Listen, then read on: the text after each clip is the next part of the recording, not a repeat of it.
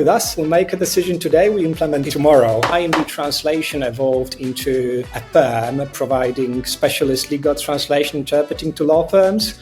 There was definitely a gap in the market for us, and for many, many years, this operated by providing services to IMD solicitors as a law firm. It's about how you can leverage it, how you can make the most of it, how you can adapt. Everyone's been working on a 4-day week, and we're not even looking back. We achieved 29% growth in profitability with everyone being on a 4-day week, so it's working for us. On today's Legally Speaking podcast, I'm delighted to be joined by Marcin Durlak. Marcin is the managing partner and co-founder of IMD Solicitors, an award-winning boutique firm recognized for its culture-first leadership and bold innovations. He and his wife and business partner were jointly named Managing Partners of the Year at the 2025 Modern Law Awards after pioneering a 4-day working week with 100% pay whilst achieving record growth and world-class satisfaction. Passionate about culture-first leadership, Marcin is redefining what success looks like in the legal industry. From arriving in the UK with one suitcase to running an award-winning firm, his story is proof that bold ideas can transform both business and lives. So, a very big warm welcome to the show, Marcin. Hi, Rob. Thank you so much for inviting me. Pleasure to be here. It's an absolute pleasure to have you on the show. And before we get into today's discussion, which I'm thoroughly looking forward to, we do have a customary icebreaker question here on the Legally Speaking podcast, which is, on the scale of 1 to 10, with 10 being very real, what would you rate the hit TV series Suits in terms of its reality of the law, if you've seen it? So I must admit, I've not seen it. To be perfectly honest, I don't watch much television on Netflix. I just try to allocate my time to family, work, and sport, and there's not much left, I'm afraid. So nope, and we can give it a 0 and move swiftly on. And yeah, you've been doing some incredible things on all of those footings. But I want to start at the beginning, if I may. Could you tell our listeners a bit about your background and career journey? Yeah, sure. So I'm originally from Poland. Have been living in the UK for almost 21 years. Decided to move to the UK back in 2004 when my native Poland joined European Union. It meant to be a gap year. A year and a half later, went back to Poland to take my bar entry exam. Failed. Came back to the UK. Kind of did some planning and started applying to every single law firm around, and eventually got a job as a legal administrator in a boutique law firm in Manchester. And I think I've always had this idea to combine my language skills and the legal education. So back in 2007, I went to the managing director of the firm. I started as legal administrator and suggested, actually, I think I can develop some business. And I'll be forever grateful to him for giving me the independence and support. And yeah, I think since 2007, it has grown from a 1-man band with me doing everything, obviously working on the client cases under supervision, through doing all my DIY marketing, SEO, Google Ads, to award-winning boutique law firm with a team approaching 50, with some awards and accreditations like the Sunday Times Best Places to Work, climbing up the ladder in Legal 500. So it's been quite a journey. It's quite a journey. And an inspiring one. And that's why I wanted to have you on the show to sort of have that discussion. And congratulations on what you've achieved thus far and indeed what you're going to achieve. But I want to cast your mind back to 20 years ago when you arrived to the UK after completing that Masters in Law in Poland. What were the factors convincing you UK was where you wanted to build your career? To be honest with you, it was a little bit random in a sense. It was fitting my language skills. The only other language, Polish is my native language. I've been living in Manchester for almost 20 years, still working on my Mancunian accent. But yeah, the English is my second language effectively. So the choice really was between America, England or the United Kingdom, and having been to America a couple of times on a work and travel program during university years, I thought, well, never been to the UK. So with my then girlfriend, we decided, well, let's go to the UK for a year. And so, yeah, that was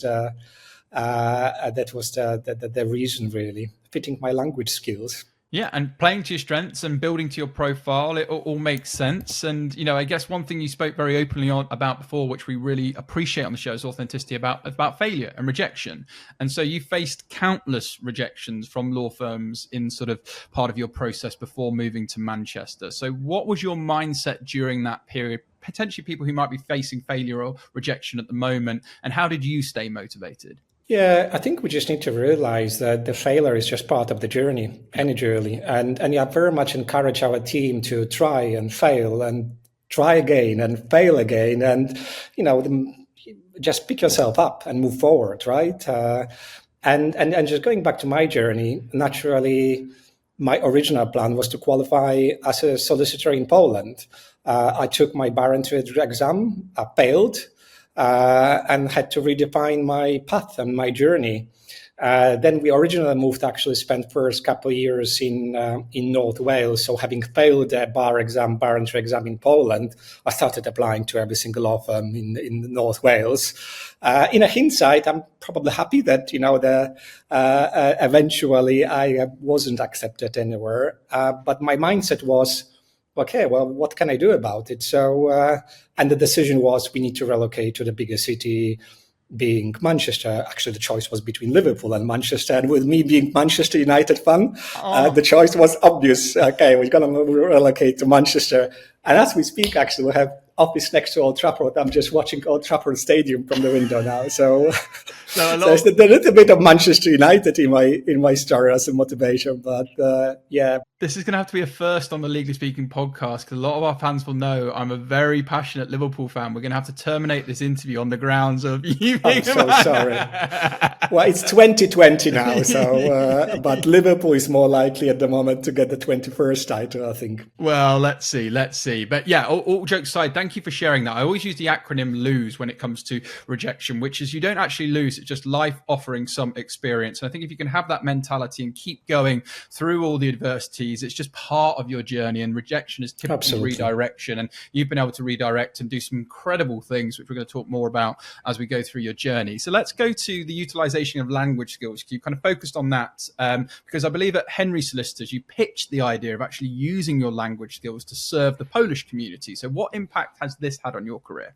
Yeah, I mean, that's where we started. That was actually our original idea to be able to speak the client language and be able to provide the service in the client language, where it expanded from just me being able to speak Polish and communicate with the client and provide them with advice on original and obviously supervision of other lawyers. It has grown into the team speaking around 18 languages across different specialisms. But so it played a key role in kind of building the foundation of the business as it is.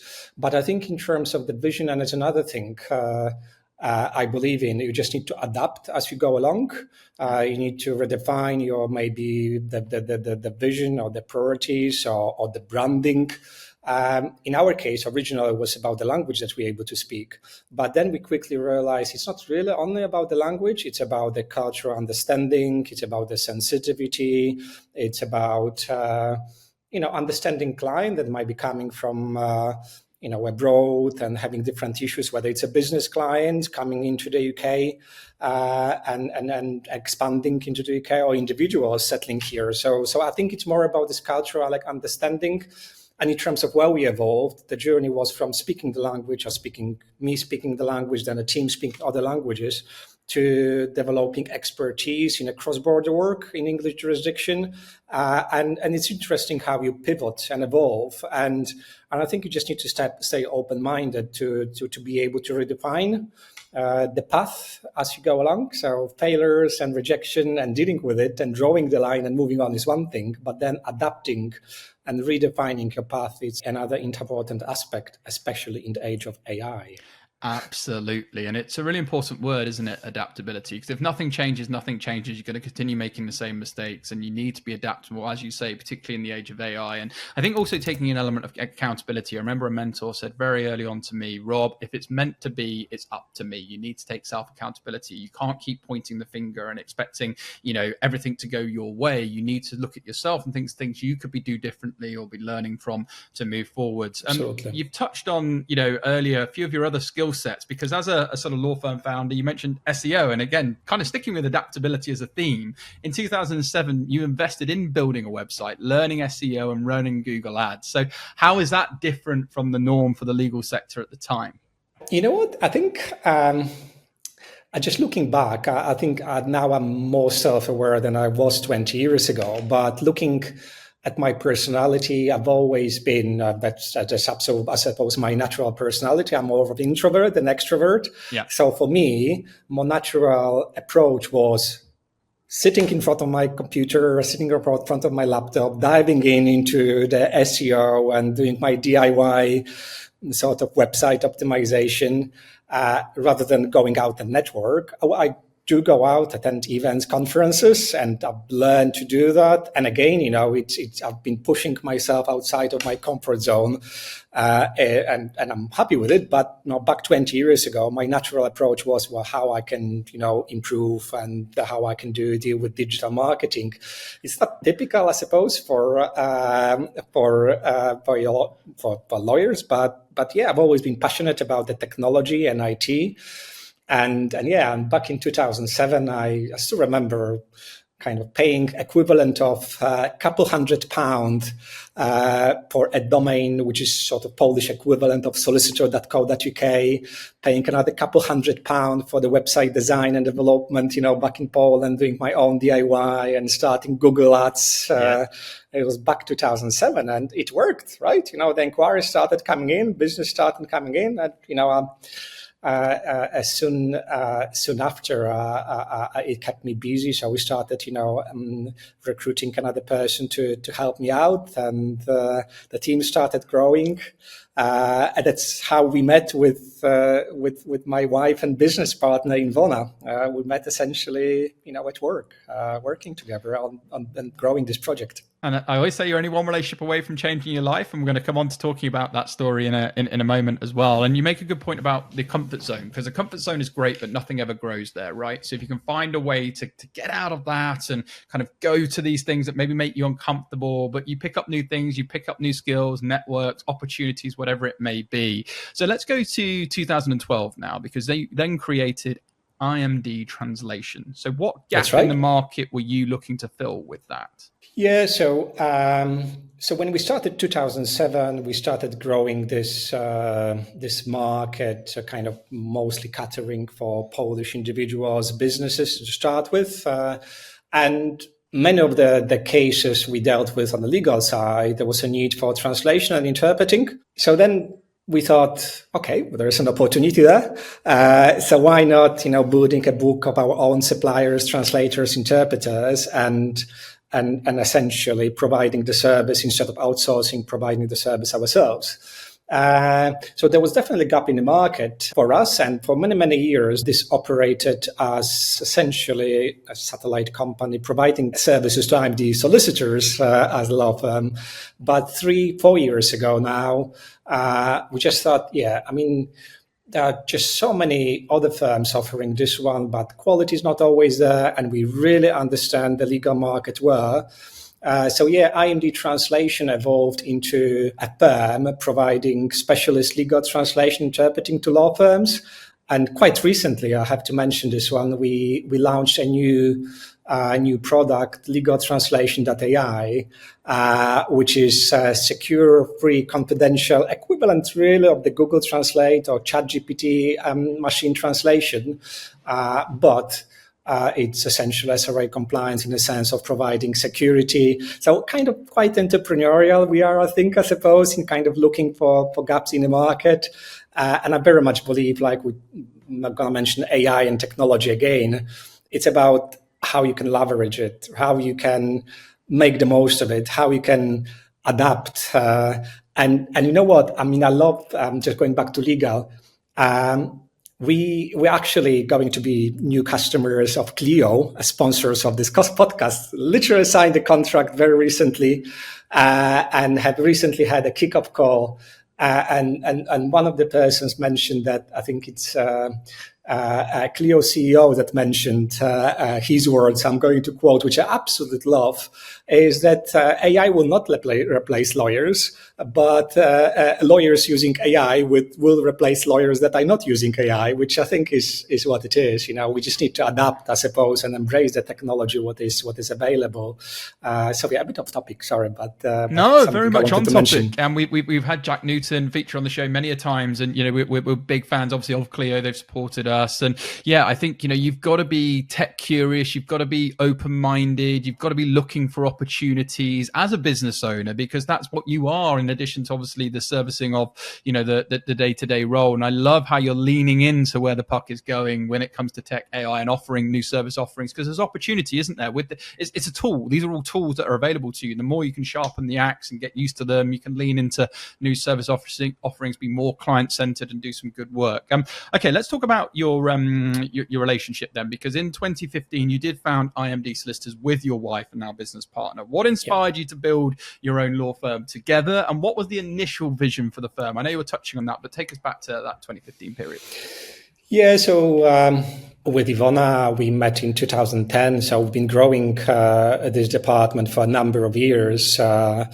And we qualified at Henrys, and then we've been kind of growing the department within the firm to start with. But I think we always wanted this kind of independence and being able to be decision makers and being able to grow the business, implement our vision. So that was the inspiration, really. We wanted to grow with the business and take it into our direction and build our own legacy. And I touched on the vision earlier, right? And I think that's important part that, yes, of course, your values, your culture, the foundation, the base will remain the same. But in terms of the vision and direction, I really believe it's something you need to revisit every 3-5 years. This may change. And in November, it's going to be 10 years since we started trading as IMD. So our original vision was not very different. It pivoted rather than changed completely. But originally it was about the language being USP. Now we have a vision to become the go-to law firm for complex, matters, often with cross-jurisdictional element. We have a growing team of, absolutely amazing professionals and partners with both international and local client following. So it has evolved over the years, and we just need to embrace it, embrace the change.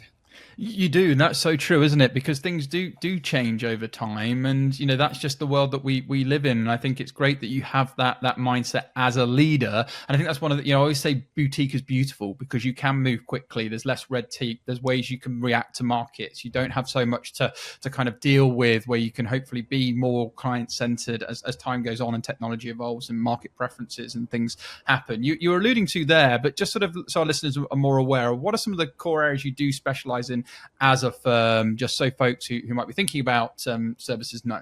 Yeah, so as IMD Solicitors, we deal with both business and individuals. So on the business side, it's mostly commercial litigation, corporate commercial and corporate immigration. On the individual side, family is the largest department. It's my wife's baby.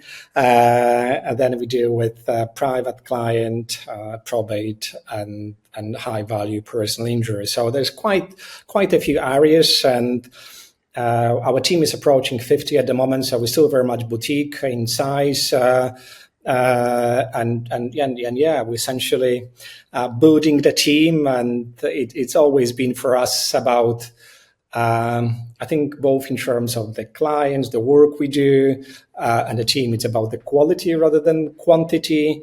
And we're very ambitious. We want to grow, but we've always been saying that not at all costs. It's as long as we preserve the direction, the culture, the values. And yeah, I love the fact that we are boutique. What you mentioned about being, more agile and being able to adapt to changes. With us, we make a decision today, we implement it tomorrow. Yep. I remember speaking to a colleague from very large law firm. We're talking about implementing one of the AI tools. I think they were looking at Copilot, and I was like, yeah, well, it's going through between our compliance team and IT, etc. There are, a number of people being involved. And in our case, we make a decision today, implement tomorrow. Yep, and it is a USP and a competitive advantage, and I think that is the thing, where boutique firms can move at speed, to implement. I love it. Okay, what's been the biggest lesson you've learned whilst building your firm to date? Yeah, I think the biggest lesson I would probably say is it's normal that not everything will go according to your plan.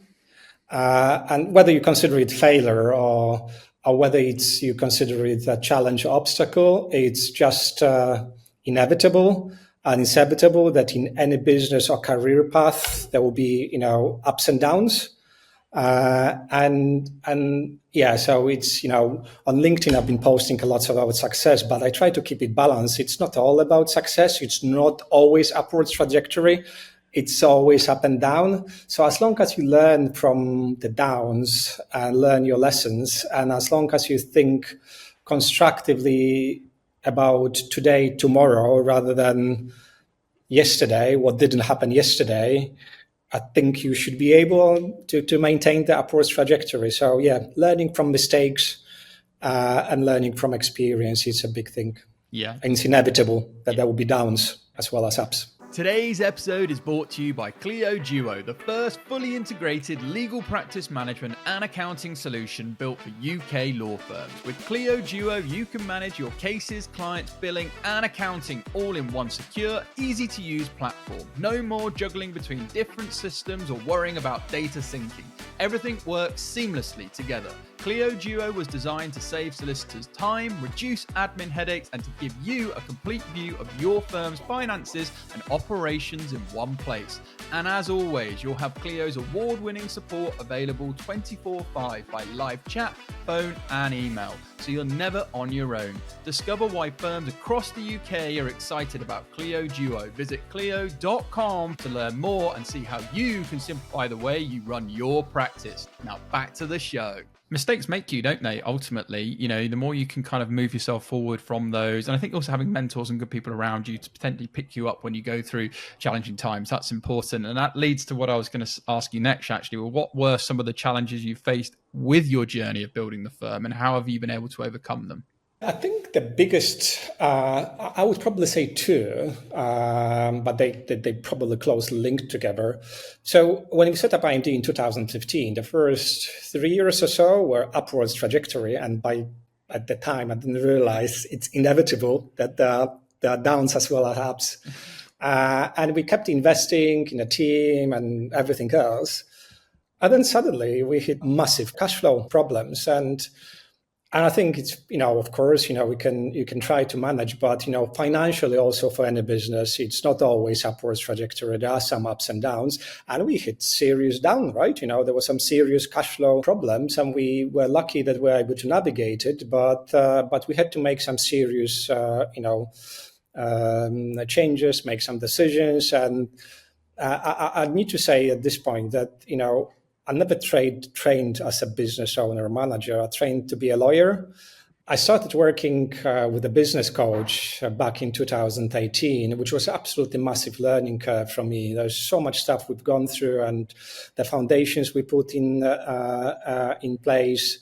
It's been absolutely incredible. And it was actually Sanjeev Dodia from Action Coach. I have to mention the name because he's such an important person on our journey. And it was incredible journey, and we're still building on those foundations. And though the challenges were financial, but I think it went back to the team selection, the culture that we had that we're not even aware of. In addition to systems, processes, etc., I think the biggest learning from then from the time was how important the culture, the values, and team selection is. And we were guilty so many times of, maybe allowing people to stay longer than they should have. We're always thinking that, maybe it's better to have someone than no one.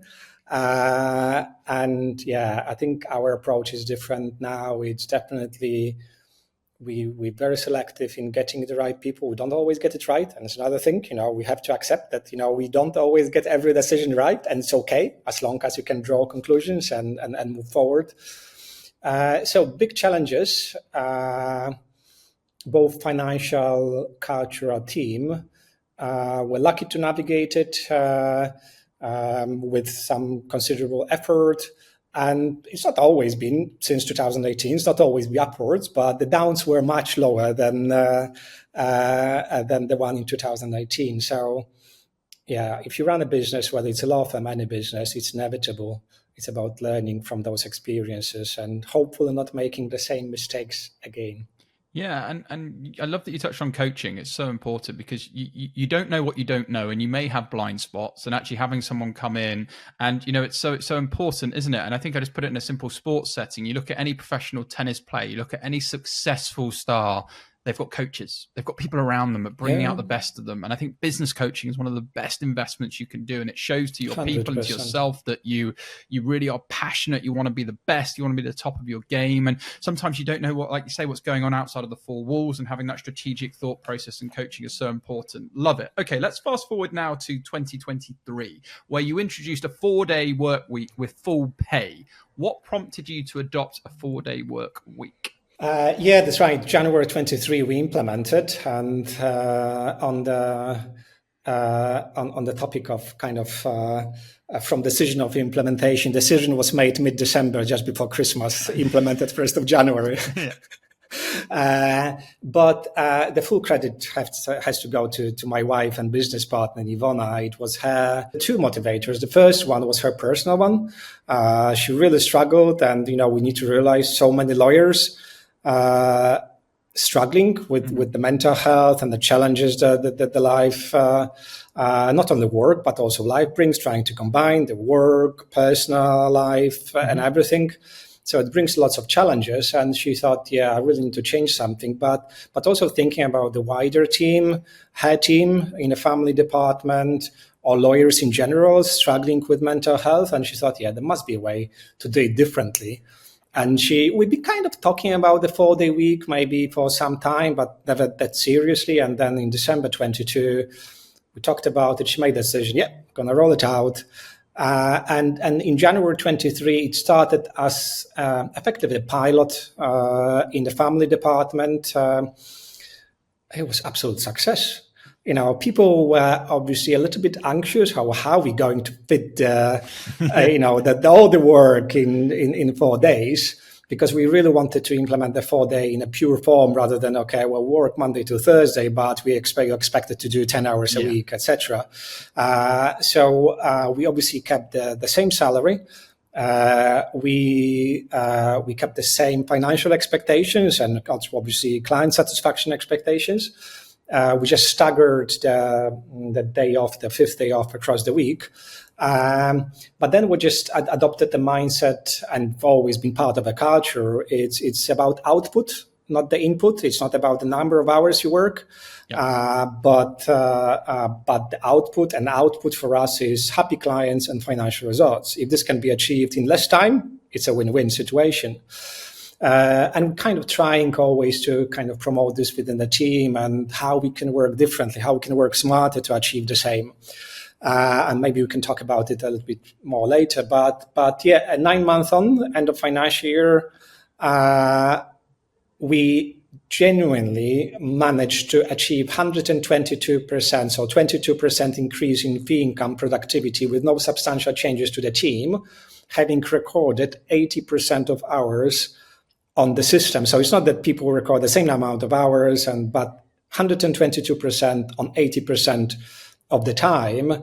So this came by, optimizing non-chargeable time, but also optimizing, the work done on the cases where there's agreed fee. Naturally, if it's hour rate, it's slightly more difficult. And again, so one of the challenges we can talk about. But yeah, the initial results were absolutely fantastic. So then back in in October 2023, we decided to roll it out across the firm. Right now, since in spring 2024, everyone's been working on a 4-day week, and we're not even looking back. We're growing, profitability is growing. Year-end 24 achieved 29% growth in profitability with everyone being on a 4-day week. So it's working for us. I'm sure it helps in terms of better work-life balance, avoiding burnout, but it's like not a solution for everything. We still have a team, and we talk about it openly, struggling with some challenges, mental health challenges, and we're looking for the ways to support them. But it definitely helps to get improved work-life balance. Yeah, which is important, isn't it? I think well-being is so important. You want people coming that feel refreshed, happy, motivated, Absolutely. full of purpose, and can really deliver their best for themselves and also, of course, for your clients. And yeah, sometimes less is more, isn't it? Less days, more output, more productivity, more things that can happen. Okay, in a recent article, Q&A on implementing the 4-day week in a law firm, you share, we rely heavily on our stream framework and culture of innovation. We've implemented several time-saving tools. So can you tell us about the tools you're currently utilizing to maintain an open mindset across the firm and encourage everyone to work smarter? Yeah, so when it's been a learning curve from us, and I think part of our culture is there's always room for improvement. We can always do better, so that's part of who we are. But at the back of the 4-day week implementation, and with this mindset, it's all about output rather than input. Happy clients, financial results. We came up with something I called a stream framework. So S for standardization, think what you can standardize. T for technology, AI. Let's think what tools, what AI we can implement to help us deliver same or more in less time. R for rest and recharge. And, we've had people reporting that, after this extra day off, they come, fully refreshed. They become more productive, which is fantastic. E for eliminating inefficiencies. I guarantee that whether you are working in the law firm or anywhere else, there will be 10 or 20% of your time or tasks that you're doing that have zero importance, or there's no productivity, not bringing any value. So eliminating inefficiencies. A for automations. So what things you can automate, in your workflows. And M for meeting efficiency. And I think we quite often see this in large organizations where we have, 5, 6, 8 people sitting in a meeting and not really, there's no need for it. So is the meeting necessary? Does it have a structured agenda? Instead of 1 hour, can we do it in half an hour? Instead of half an hour, can we do it in 15 minutes? So the stream framework is something we share, we talk about it, and encourage very much everyone to think about it, how they can improve the work of, individually, within their department. We also brought, we respond to your question shortly, but we also implemented innovation bonus, just a small bonus, but just to encourage and incentivize everyone to think about how we can work differently. So it's not only about introducing AI tools and technology, but also maybe thinking about different methods of working, how we can work differently. And it has been a real success. So the tools, they're different, but even as simple as digital note-taking, right? In old days, when you have a meeting with a client, whether Teams or in person, you would bring in a trainee or a junior who would take notes, spend an hour in a meeting, then, put the notes together. It's 2 hours out of the window, right? Yep. So we use, the digital note-taker plugs into the Teams calls or in-person meetings, and you have a beautiful bullet points, transcript, summary, action points in the end of a meeting in zero time. Yeah. So that's just one of the examples. I know we use, for example, text plays for kind of document, for the email, automated email templates, snippet production. So a number of kind of little tools that kind of make our life easier. Very much look forward to implementing Clio and look forward to the AI capabilities, which will, I'm hoping, take the productivity to the next level. So sometimes it's not even about the AI tools, it's about kind of thinking outside of the box and how we can make the work more efficient and what's really important and how we can achieve the same outcome in less time, right? Whether we really need to spend an hour drafting a piece of document, or maybe the same objective can be achieved by sending a simple email, etc. So it just really depends on the scenario. Yeah, and I love that you motivate people as well to innovate, and actually their ideas feel seen, heard, and valued. Hence, there's a small bonus, like you say, at the end of it as well. And yeah, like you're touching on there, little tools but big impact, right? And you're building momentum. You're adding inputs, what I describe as like energy inputs with these pieces of technology. And obviously, when Clio arrives and with their Clio Duo and their AI tools, I think it's going to really enhance obviously workflows and efficiencies.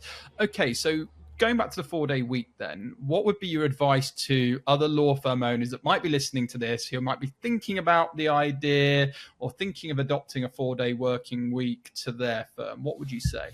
Yeah, I think I would probably say that first you really need to consider the culture and the team, because I think for this initiative and for remote working, by the way, we've been operating remotely with still head office, Manchester, office in London and Birmingham, but everyone has a full flexibility. It needs to be based on trust. There is no room for micromanagement, but the culture and the right culture and the right people is absolute foundation. So first I would look at and have a reflection on what the culture actually is, and if there are right people to make this move. Assuming it is, then you can start small, right? We started small with a pilot in family department. This was announced as a pilot for a period of 6 months in one department. So this way you allow yourself to to test it without long-term commitment. And I would also say it's about identifying what the success look like in terms of the numbers. So what's really, really important. And I think there was a period of time where our KPIs were like really, really complex. We were measuring far too many things. And now we're keeping simple, right? It comes down to happy clients, and we measure client satisfaction both at the end of the case. We also send out a net promoter score survey to every open client every quarter. On this basis, we measure client satisfaction for individual lawyers, for the department, for the whole firm. So we measure client satisfaction and we measure financial results. So kind of the billing and business development, depending on the person. And obviously, if there are some issues and someone needs support, then we can drill down the numbers. But going back to what I think and what I suggest is identify what the success look like and what you expect from a person or team, etc. Keep it simple, and then just measure the output.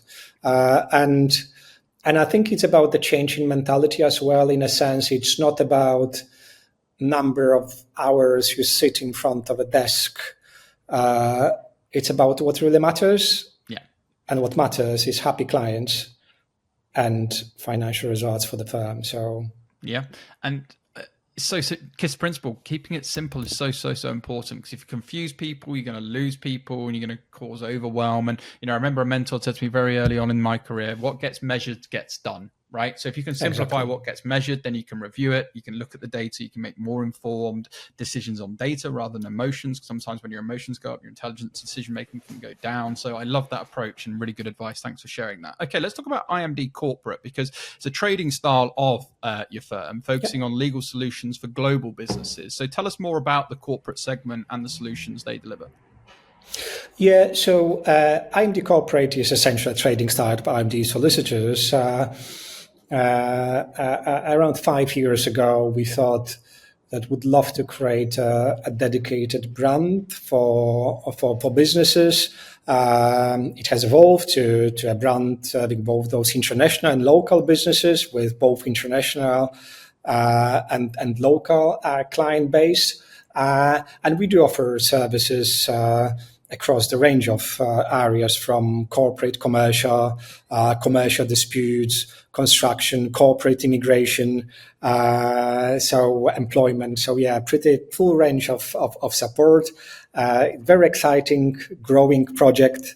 I think as a law firm, we kind of reached real exciting stage where we build those foundations by way of, obviously great culture, core team, but also kind of building our reputation, winning or being shortlisted for a number of awards, climbing up the Legal 500 ladder, getting the Sunday Times Best Places to Work, and attracting some really top talent from some top 30, top 50 law firms. And really exciting times that we kind of, start building on this one and growing the team, and some absolutely amazing experts and people joining our team. So, but growth, yes. Exciting, yes. But I always say not at all costs. So grow as you go. And I guess, this leads nicely onto my area, which is legal recruiting, right? Because as growing, you're going to be hiring. So I want to talk about how you hire for cultural fit over sort of stereotypical CV tick boxing styles. And what are some of the factors you take into consideration when making a culturally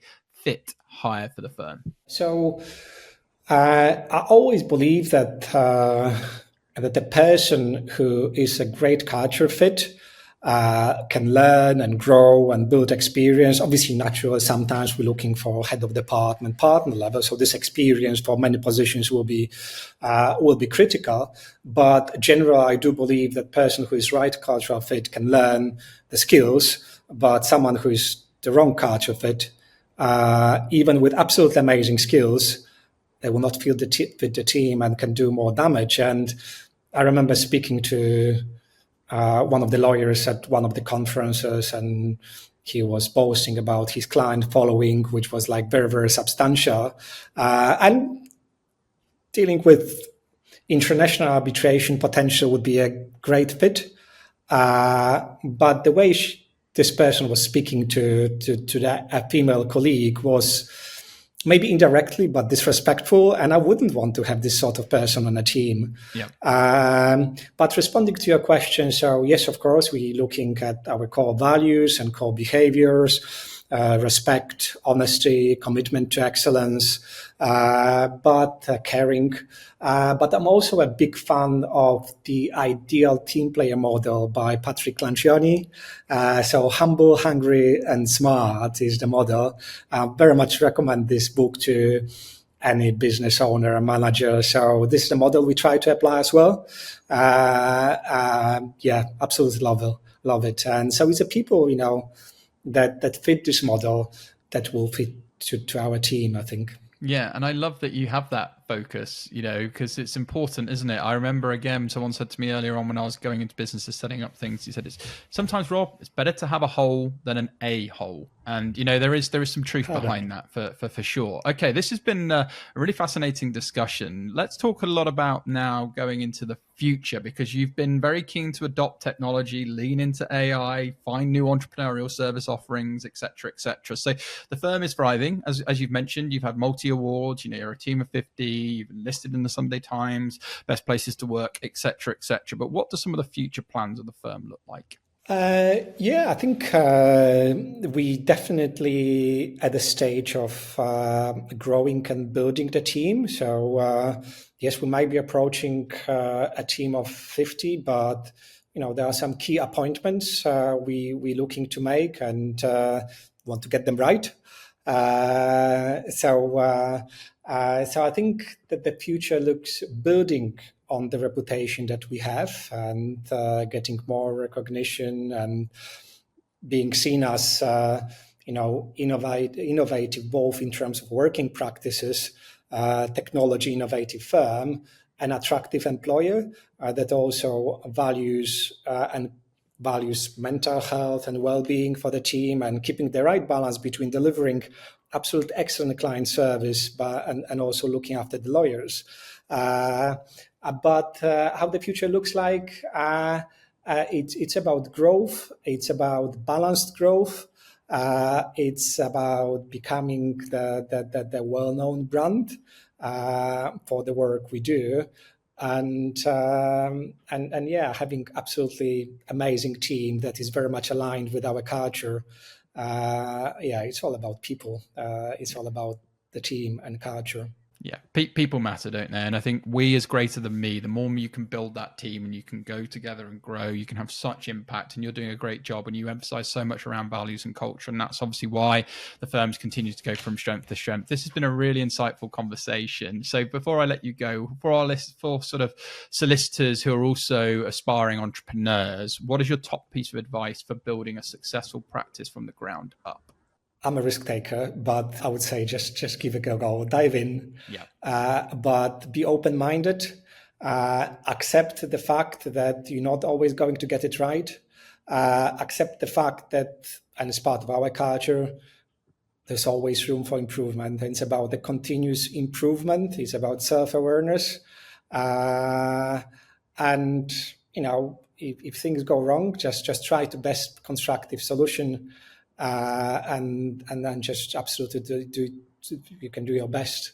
I think it's about taking a risk sometimes and learning from the mistakes, because ultimately running a business is a massive learning curve, regardless of where we are and what's the size of the business. And as long as we learn from it, the future is bright. I love that mindset, and it's so true. And I heard recently, it's not the hardest working people that are the most successful. It's people who take the most amount of risk that are. And I think that leads to what you said. Sometimes if you don't risk anything, you potentially risk everything. You could be one away business idea if you've got that floating in your head, or that partnership, or that application for that role, or whatever it might be. You might be comfortable in a job, but sort of take that risk to take that next step. Love that advice. This has been a really, really insightful conversation. I've thoroughly enjoyed it, Marcin. So it's been an absolute pleasure sort of having you on the show. If our listeners want to learn more about your career, or indeed IMD Solicitors, where can they go to find out more? Feel free to share any websites, any social media handles. We'll also share them in this episode for you too. Yeah, absolutely. If you want to find out more about the firm, the website is imd.co.uk.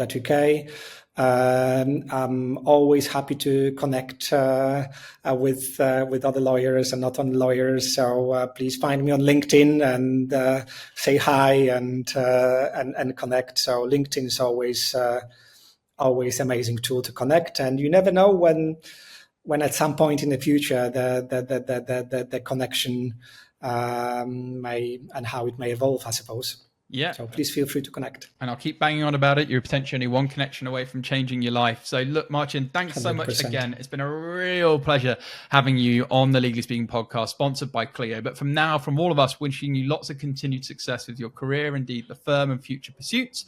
Over and out. Thank you for listening to this week's episode. If you like the content here, why not check out our world-leading content and collaboration hub, the Legally Speaking Club, over on Discord. Go to our website, www.legallyspeakingpodcast.com, for the link to join our community there.